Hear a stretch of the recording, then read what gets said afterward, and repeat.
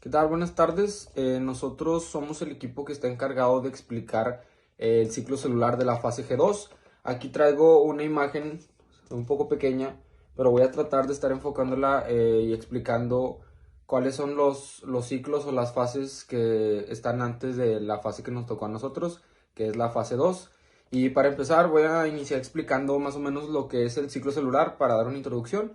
El ciclo celular como tal es todo aquello que comprende o se trata de una serie de etapas o desarrollo que llevan lugar dentro de una misma célula durante su crecimiento o puede ser su nacimiento o reproducción para después dar lugar al inicio del ciclo celular, que es su primera fase, como aquí en la imagen espero y se pueda lograr ver, que es en la fase G1. En la fase G1 es aquella que conlleva a donde la célula duplica su mismo tamaño o su material genético para examinar otros componentes y crecer físicamente. Y los otros componentes que se examinan dentro de esta son los organelos, que se tratan de cosas específicas dentro de la misma célula. O con cosas específicas me refiero a que son componentes específicos que se investigan dentro de la misma célula, o como los enzimas, que son proteínas complejas encargadas de hacer que mejore o crezca algo dentro de la misma célula, para después pasar a la fase S, que aquí se puede ver, es las otras moléculas, para después pasar a la fase S.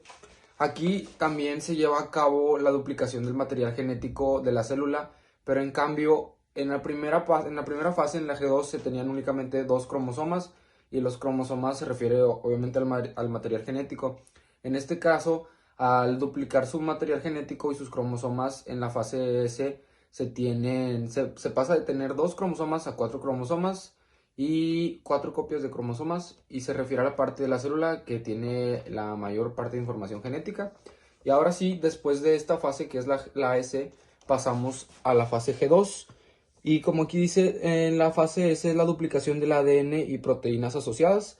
Después, en la fase G2, que es en este lado, la célula crece aún más y crea proteínas y más información genética. Y las proteínas, pues como bien son enzimas, proteínas, moléculas y más información genética como los cromosomas y los organelos.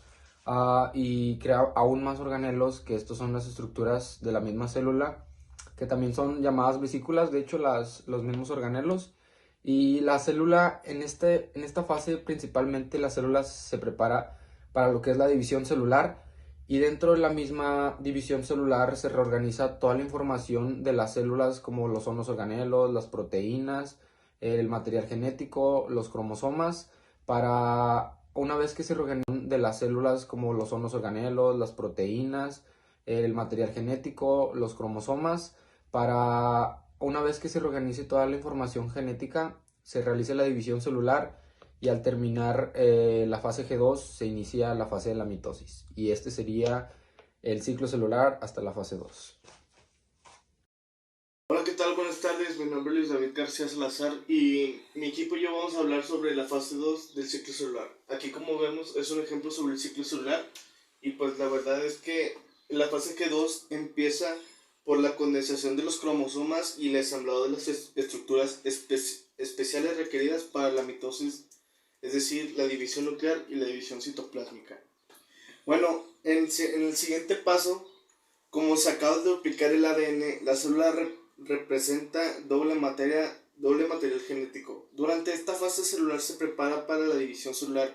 Continúa creciendo, sintetizando organulos. Además, distribuye su contenido para que se separe equivalentemente cuando la célula esté dividida.